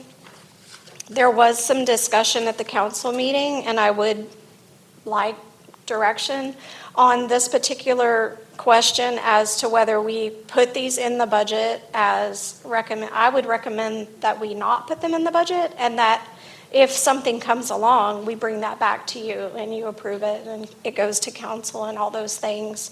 And so that would be the $2 million that's in the non-operating line item. That's really all I have. If you have questions for me, I'm happy to address those. I have a question. So just out of curiosity, what's the downside of not moving the 2 million around or whatever and just let it stay there and It's just and not used and not Yeah, appropriating sure. it or appropriating it. Yeah. So if you're appropriating it, but you don't have really any specific project for it, it's just making your net position look a little lower because you've kind of set that money out there in an appropriation. I wouldn't say there's like a strong recommendation one way or the other, but normally we wouldn't budget something that's a what if. like you mentioned the development of the two things that I think was discussed at the last council meeting. Those are not there, but this not surplus is not the right word, but this extra kind of covers that. So it kind of in the wash, maybe the wrong categories, but Yeah. okay. So that not, I mean, that's a bad I practice? personally would like, if I know it, to have it right in the document. That's me personally. Okay. So if I know about the economic incentive, if I have the time, I would like to go back and, just make that accurate from as best we can. But those are just recommendations. I look forward to your feedback on those recommendations, and then we will bring you back a budget in July to approve. Okay. Jared, do you want to comment on any of those? No, I think it's, and I said this at the council meeting, I think it's really just more so a philosophy. It could be, if I was asked to argue it both ways, I could. It's really up to however we want to, I guess you can say, operate or move. I will say, as it relates to the innovation hub piece and maybe even the wet labs, I kind of feel like something is probably going to happen this year and next year. Just to kind of give you guys some insight, I reached out to our owners reps for JLL because they're working, they're doing what they're supposed to do, but what I didn't feel like we had hammered out is, what does 2027 look like, right? What will the next phase or the next cost look like? And I do believe that we need to, and this just happened today, Tracy, otherwise I would have called you and said something. But I do think that we're going to have some follow-up conversation about how we want to move forward or navigate this. When I look at what they're expecting the cost to be, and I want to make sure I get more information from them because it just came at like 3 something today. it looks like we are going to be tiptoeing somewhere in the million plus range in 2027 for the second phase of the developer solicitation process for the Nexus site. So I want to just make sure that we don't just plug money in and just pick numbers, but I also don't want us to not have the correct or at least close to the correct numbers for Nexus that could possibly cause us to have to slow down in a process. So the wet lab piece, you know, like I said at the council meeting, we can zero it out. It doesn't, that part doesn't really matter. We still need to do a study on whether or not these wet labs make sense. But now that we know what we know about life science, we now know that they do make sense. So now we have to figure out what part of that puzzle piece do we want to fit in as it relates to the wet lab space. And that's a conversation that we're having with Opportunity Austin. So, So does it make sense to leave the 1 million in and cover the Nexus? And I think it makes sense for me to have some follow-up conversation. Tomorrow's Thursday. Yeah. So I have a call with JLL on tomorrow for me to ask a few more clarifying questions about what this budget number is, and is this, I want to make sure if it's real, right? I don't want them just throwing numbers at me. But I asked them for a conservative number on what 2027 would look like so that we're putting in numbers that, you know, are right and not something that's just completely off in either direction. So you could put that in your weekly. Just Yes. let us know how that conversation went and then what you recommend, and you can And then we can communicate go with from Tracy. there. Yes. I think that's probably Right. the best way. And for the board members, when this was discussed at the recent city council meeting, obviously our city council board member, as well as Jerry and I were there and heard firsthand, and as Jerry mentioned, he was engaged. And my point is, I understand exactly what Tracy's saying as far as how it, from the direction standpoint, how it needs to be handled. But if you do get an opportunity to go back to that city council meeting and listen to that budget discussion, where the council members are giving their insight and Tracy speaking and Jerry, I think it'll help you understand as to what we're talking about, the way this will be shown in our fiscal budget, that there may be other ways to do it that are accurate from a transparency standpoint, but from the perspective of what we're wanting to accomplish at PCDC with the funds if these issues become available, as opposed to how it sits in the budget. So all I'm getting to, this is not a matter of we don't want this money or that money. This is a matter of how you display it and manage it through the fiscal year of 2027. Did I say that correctly? Yes. Okay. And we did we met with Serena and her team, and in that meeting, we did agree to zero out the line item for the retail, the retail either land development acquisition, or there was one we removed, and yeah. land acquisition. So it was land acquisition and retail development. That doesn't mean that we're not going to do either of the two. It just meant that there was no need for us to When it sit comes up, yeah. the money in that line item if it's in the fund balance. So that's why we agree with that, because that, to me, that makes sense. There's no property that we're going to find in this area that's $1 million anyway. And then there's, the restaurant retail piece was $500,000. I thought that was kind of de minimis when you look at the fact that we could go to fund balance for that. But the Nexus piece,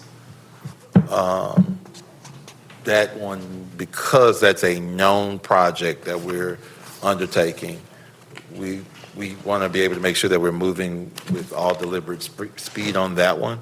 And that is probably the main one that I'll probably kind of go, I think we need to leave in that one. But I want to make sure that we get the right number to leave in it Okay. and not just Okay. throw a And number on the out there. projections, I was recommending that we remove the projections of the 1.1 million. Right. So that was it. 1.1, I'm sorry.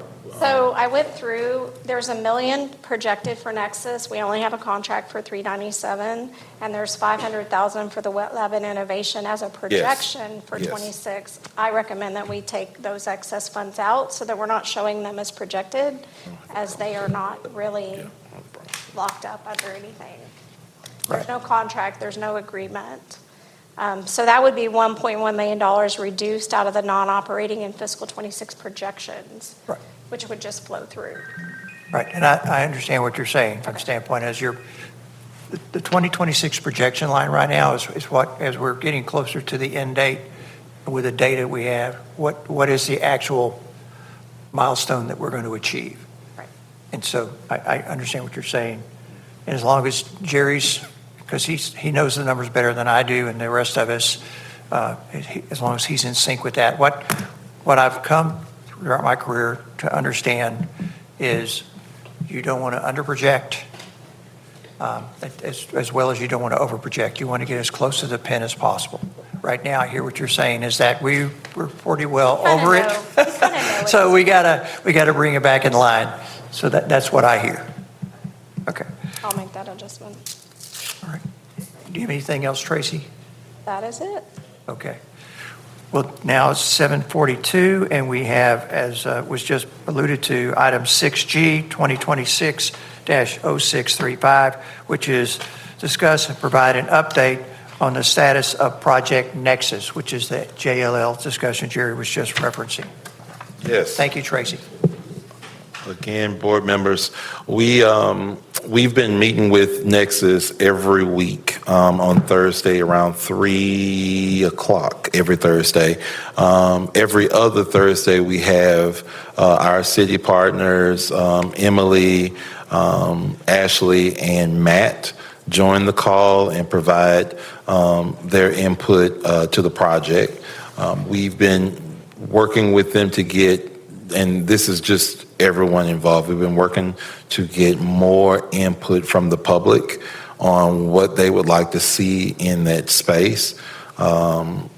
We received a list. The list shared with us what the concepts and ideas and thoughts were, even the conceptual plan that was presented to the council and to this body. We wanted to go out to the public and for a couple of reasons. One, to gain some energy and some excitement about this project and allow the public to feel as though they are a part of it just as much as, we are, and have them put some input into what they would like to see there. And so we're excited to engage with the public. We have a website that Adam put together that allows us to do a survey. We have sent this survey information out in the community impact. We've purchased advertisement on boosting it on all the social media platforms. Our goal is to touch 1,000 people and them sharing with us what they would like to see here at this particular site and on this particular property. I will share with you one of the things that I am, as the executive director, I'm struggling with. I don't know if many of you all know this, but my original major before I took on the bright idea of graduating in political science was architecture. And so I tend to see the building when others just see the grass, right? I shared with the JLL team last week that I have a fear that how I see this property and the potential that this property has may not be the same point of view that others may have, right? We're in the early stages, but just kind of sharing with you all the findings of the study. The market analysis that we're kind of going through and reviewing and reading, it pretty much says that exactly what we have currently far as commercial development, is exactly what we're supposed to have currently as commercial development. There are some shortages, obviously, in restaurants. There's a shortage in restaurants. We have pent-up demand. There's a 2% vacancy on our commercial development, so there is a demand there. But when you look at the types of restaurants that and retail development, period, that you see, there's a reason why the developers are building what they're building. And so we knew that, at least I did. Let me say I knew that that was the case. And that's why it's so important for this body, this Economic Development Corporation, to use every tool in its toolbox to identify creative ways to attract and gain different types of retail and restaurants that typically would not be built by the average developer. But because we are able to do some things as an economic development organization, we will be able to attract and have them do something different beyond what they typically would do anywhere else. I'm sharing this with you all because I want to make sure that as we go throughout this process over the next several months, and as we share with you bit by bit the market analysis, that you all will kind of start to get an understanding as to what the private developers are saying and why they're saying what they're saying. There is a shortage of office space, not the type of office space we think of when we think about downtown Austin, but there's a shortage of suburban office space. There's a shortage of co-working space. There's a shortage of retail commercial development space. So we're looking at the information. We're meeting with JLL. We're having the difficult conversations, and we're wanting to make sure that we continue doing outreach with the public. But going into 2026 and 2027, going into the end of 2026 and throughout 2027, and just looking at what the next steps are going to be, I really want to have that follow-up conversation with them tomorrow to better understand what their thoughts are about the anticipated final budget. One of the things I think that this body, as well as the council, are going to have to really think about is this going to be a site that we, as in we, are going to develop it out far as do the roadway infrastructure, the drainage, the entire site prep, and then come in and sell the parcels of land to developers that we agree with what they're trying to build on that in that space? Or are we at the end of our due diligence process going to then entertain a developer who will come in and be the master developer and do the infrastructure themselves? If we do that, there's some control that we will have. But what I gathered from the 2 years back when I watched all of the footage on both the PCDC side and the city side for meetings, it appears to me that there's a desire to see this project the entire length of its life to ensure that what is built there does not look like everything else. And so I'm putting those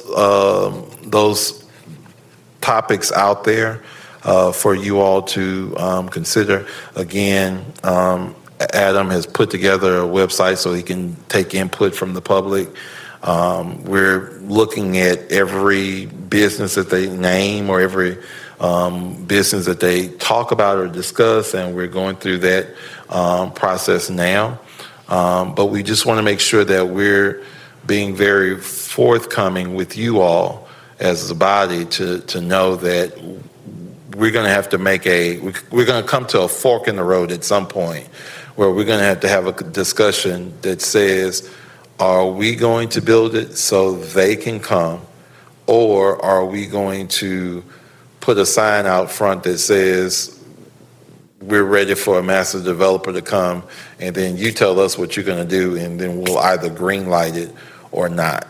And that's kind of where we will end up coming to the, I guess you say the fork in the road, so to speak.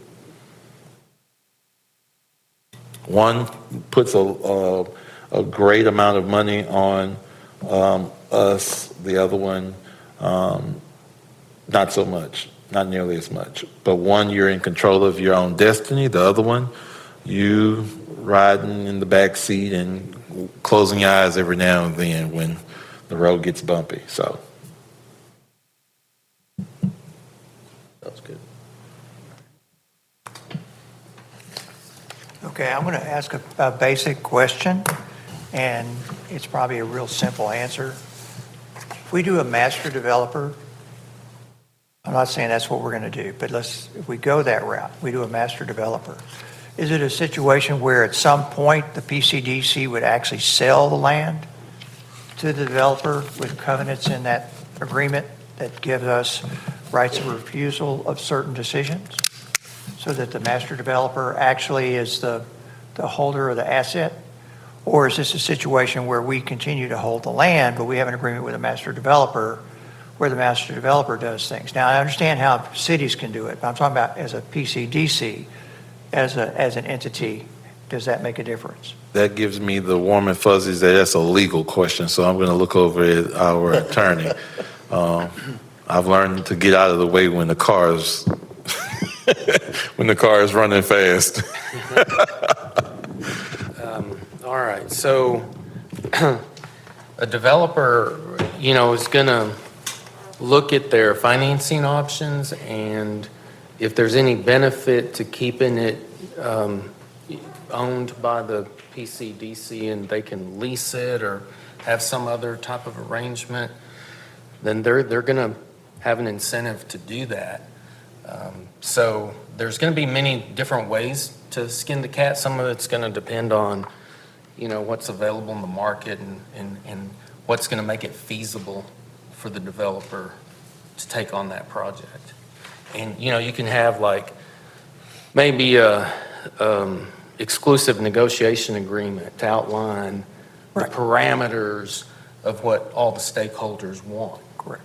Okay, so I think that's probably, it depends, is the legal answer. Yes. But there's a way to get there. Right, but you answered the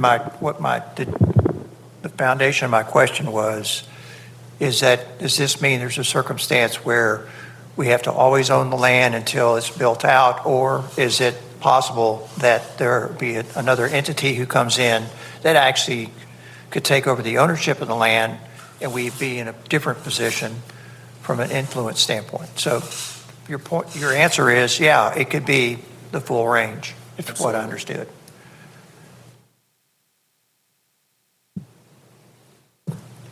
So I guess my question is, and look, this is going to change a few times because, one, they're going to be working on fiscal models. They're going to try to see, okay, this is what it says that we can do or can't do or should do.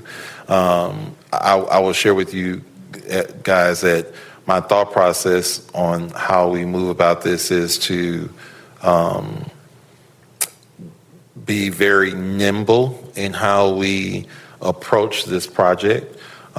We have the opportunity to really put together a mixed-use development that could address a few things that are currently not here. A really strong restaurant space, a really strong retail space that is a little bit more boutique instead of the national chains. And so there's an opportunity here to do something really, really cool. And JLL is going to be looking at this from a few different approaches.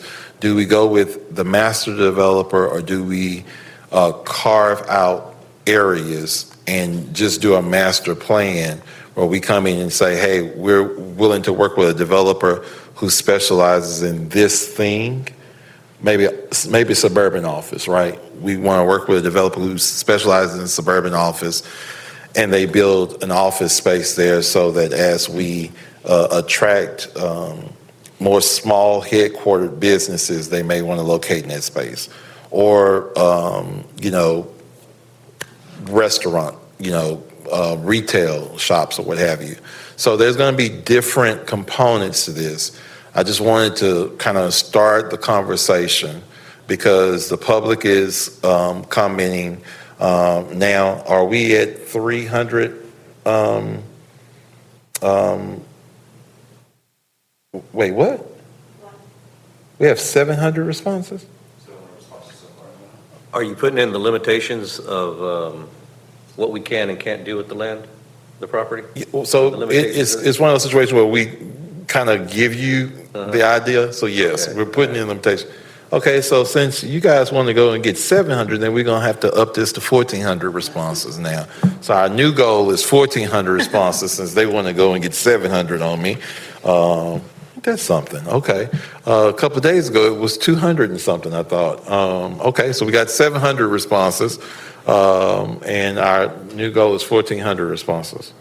Well, I'd love to hear what JLL says, because based on your earlier presentation, and I know that was industrial, I mean, that kind of recommends that if we had the lot ready to go, that it might entice developers to go on ahead and come in there, or businesses to come in there and build, if everything is already set and go, ready to go, rather than sell it. I don't know. I mean, I'd like to hear that. That's where I'm leaning towards, actually. I want them to provide me with more information before I go jumping off the cliff.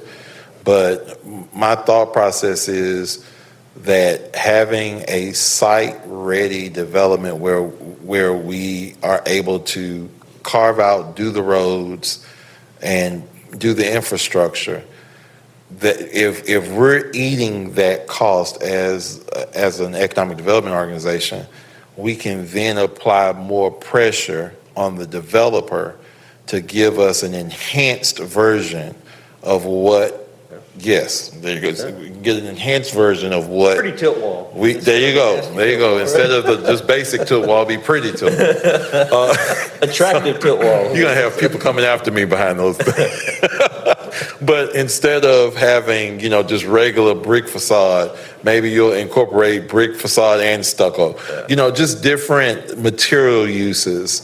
Ornate stop signs instead of just a regular basic stop sign. Just how do you upgrade it? Because there's certain things that you don't have to worry about. And so that's kind of the thought process, is how do you ramp up what it is that we want in an elevated way that gets us better than what we would have gotten in any other development. So. Sounds good. Very good. Do you have any other items that you want, regarding this, you want to discuss in open session? Okay. So the time now is right at 7:59. We'll move to item 6H, and I know this is where the handout material applies. So 6H is 2026-0636. That's discuss, review, and receive a presentation on commercial growth trends and a future development forecast for the city of Pflugerville. Jerry? Yes, I'll be really brief in this. Wanted to share with you two things. Wanted to share with you a discussion that was at our last council meeting about impact fees, and then I wanted to share with you the document that shows what our market trade area is. Just wanted to, I've seen countless times on Facebook and other social media platforms that talk about, well, why did this restaurant not come here, and why did this happen, and why that go in there, and all those different things. And my thought is going to always be that as we continue to be a growing city, and when I say growing city, I mean there's more opportunity and land available for development.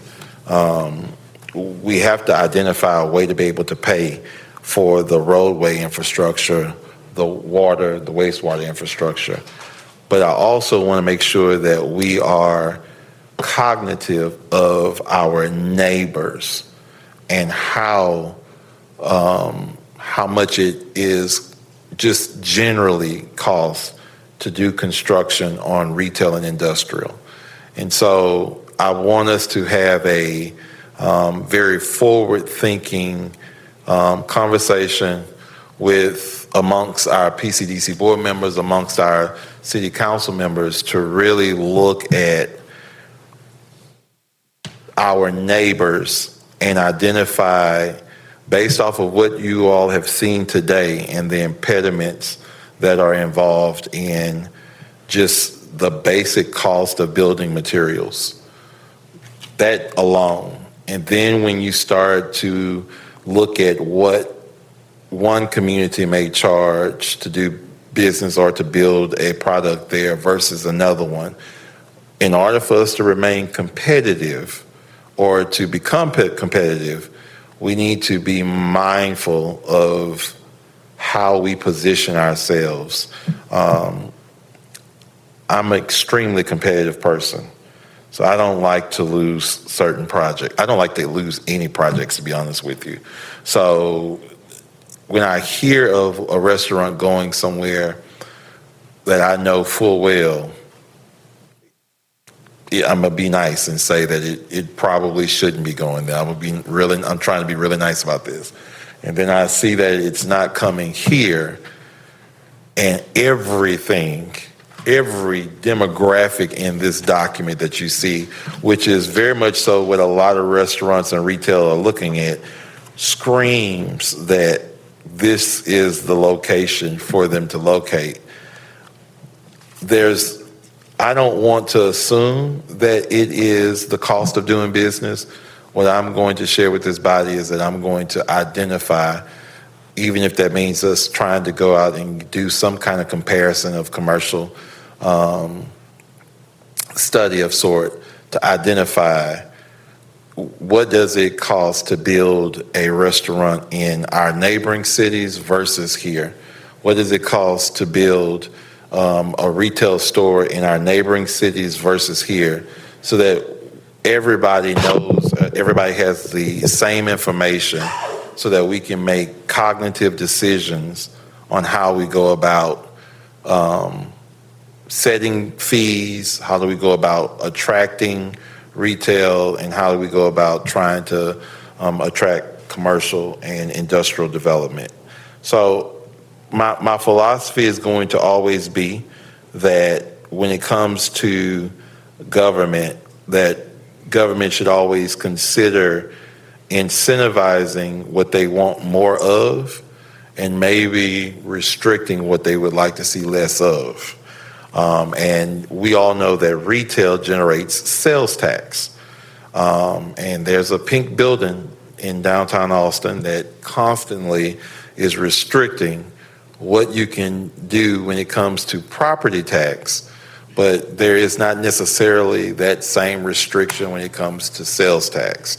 And so we should be attempting to attract more sales tax as possible, and we just really need to take a look at and make sure that we're not feeing ourselves out of competition. And I think that's the best way I can say it.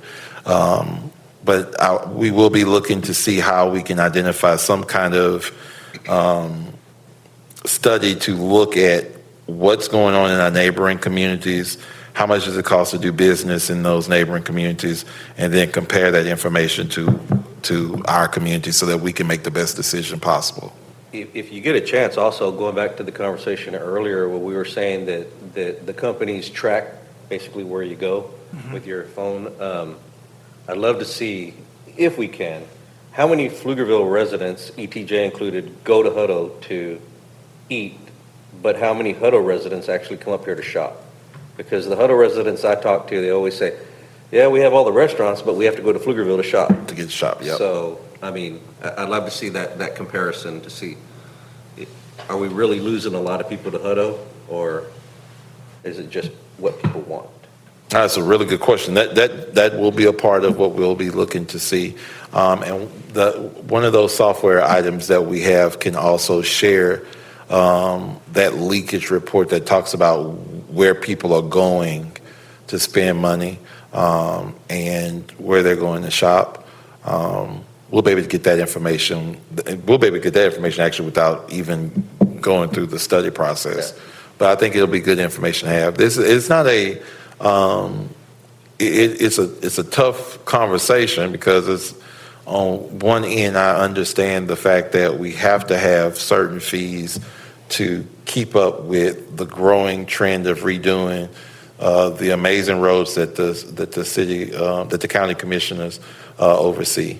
But at some point we have to find the soft point to say, do we want to get them in first and then identify how to, tax them or get them to where they're paying their share? Or do we want to keep the fee there and then get trickled amounts of businesses instead of the ones that we really should be getting? And it's a tough conversation really to have because especially as the council body, you guys are looking at all these CIP projects and having to come up with what's the priority, right? Which one is more important than the other?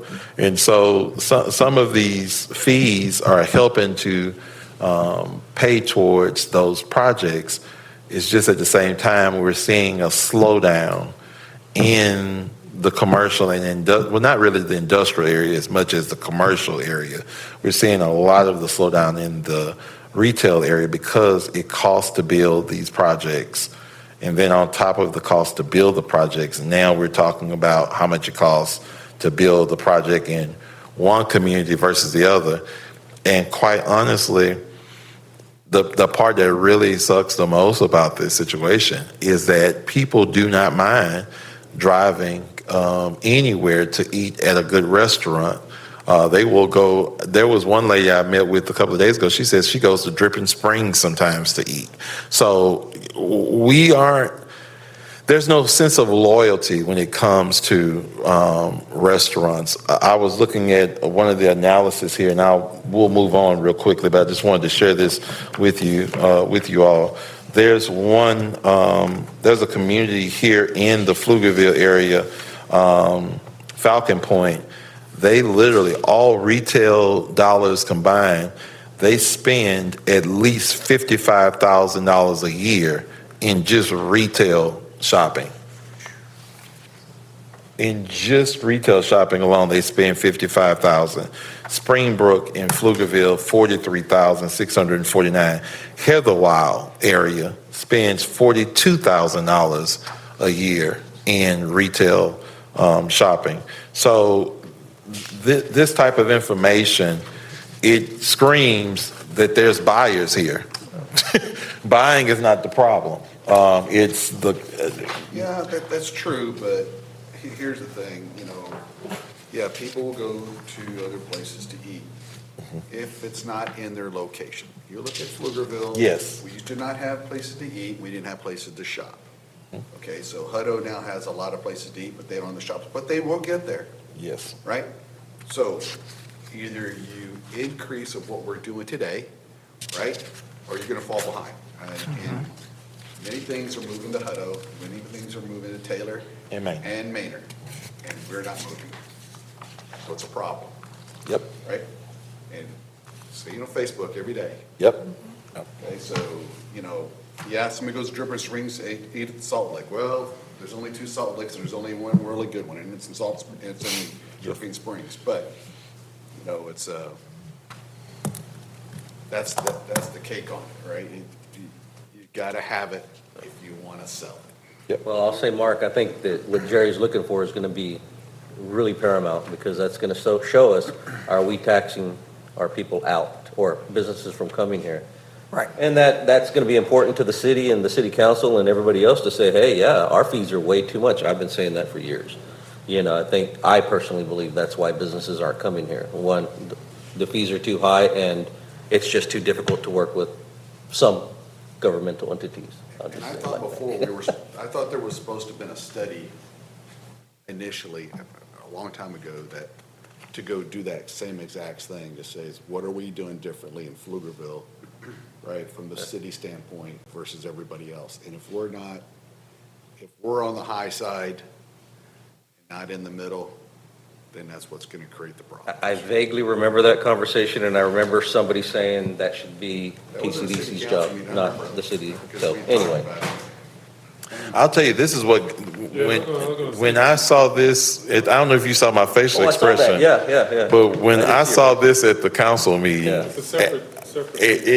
it's that right there, that piece. Oh. When I saw that at the council meeting, I think Darrell kept going, Jerry, fix your face, because I was like, it was like, whoa, I was like, watching, you were. I was shocked. It's one thing for you to meet with developers and they tell you about the cost to do business, and you go, oh, everybody cries about the cost of doing business. And then you see the chart and you see the comparisons and you go, okay, now I got to go and buy somebody a cup of coffee. Long run, not good. So, but when you look, I'm looking at this chart right here. So when you look at this chart on the left side where it shows Pflugerville and it has the 3 bars, and as well as with the different bars with the other cities, what helped me understand when they were putting the graph up after I caught my breath with the amount was the fact that the ABC for Pflugerville has to be the section of the city. And so C is the section of the city that is east of 130. And that's what they were coming up from as far as what the person who was doing the presentation was describing would be potentially the fee in that area. So to Jerry's point, this is the process they're going through right now at City Hall to determine what those impact fees need to be. So the input that we provide, I think, is going to be critical. Not that we say, we're going to say to the city, this is what you need to do. We just have to help provide them with the data. But the firm that is actually calculating these are folks who this is their profession. That they do this every day. And it's not that they say their numbers are perfect. Basically, they say these are what the numbers show. Now, the city, you determine what it is you want to charge. And you have to have a rationale to support it. So, as you see for each of those cities, different bars, that just happens to be the way the city has segmented, or the consultants have segmented their cities into those different zones for what the costs are related to the impact for that particular item, whether it be the road or the item that they're addressing. Did I say that accurately, Jerry? Spot on. Any further discussion you want to have with that? No, I just wanted to bring it to the board, just for you all to kind of, as Juliana and the team continue to go out and try to recruit not only the retail or the entrepreneur, but just a small business as a whole, we have to really understand that these types of fees can make a decision between either a business owner moving in, especially with a triple net lease in today's time period. It can either welcome them to that building, or it could deter them from that building. And again, I'm competitive. I don't like losing folks to other cities. So this type of stuff we just need to pay a little bit more focused attention to it. I prefer to look at it as every once in a while I'll get injured, but I really don't want to have a self-inflicted wound. Yes. So injury is one thing. The time now is, do you have anything else? Okay. good. So the time now is 8:15, and that, at this point, we're going to go into item 6I, 2026-0625, which is our executive session. We will adjourn to executive session. The items that we will be discussing in executive session are as follows. Item 1, executive session item deliberation in accordance with sections 551.071, consultation with attorney, and 551.087, economic development of the Texas Government Code to discuss economic development negotiations and financial information received from businesses expanding or relocating in the city of Pflugerville, and to seek legal advice regarding such projects, incentives, and negotiations, including projects Nexus, Z-Star, Server, Sim Texas, Anchor, Gamma Ray, Longhorn, Arion, Blue Jean, Catalyst, Print, Princess, Fizz 2.0, Neighbor, Fluid, Paradigm, Eagle 10 or X, depending on your approach, Bravo, Fit, Trails, and Expand. Item 2, executive session item 551.071, consultation with attorney regarding pending litigation with 15508 Impact Way LLC versus PCDC et al., case 123 CV 00914, U.S. District Court for the Western District of Texas. Item 3, executive session item pursuant to sections 551.071, consultation with attorney, and 551.072, real property regarding legal options and concerns related to private portion of Helios Way and assignment or transfer of same to the 130 Business Park Property Owners Association. And item 4, executive session item, discussion of personnel matters pursuant to Chapter 551.074 of the Texas Government Code regarding the annual performance evaluation for the executive director. We are now in executive session. Whole thing.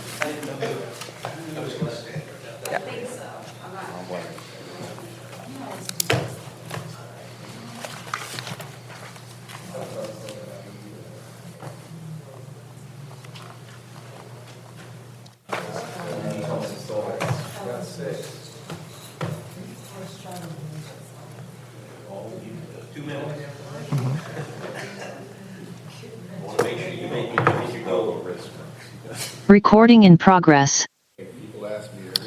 All right.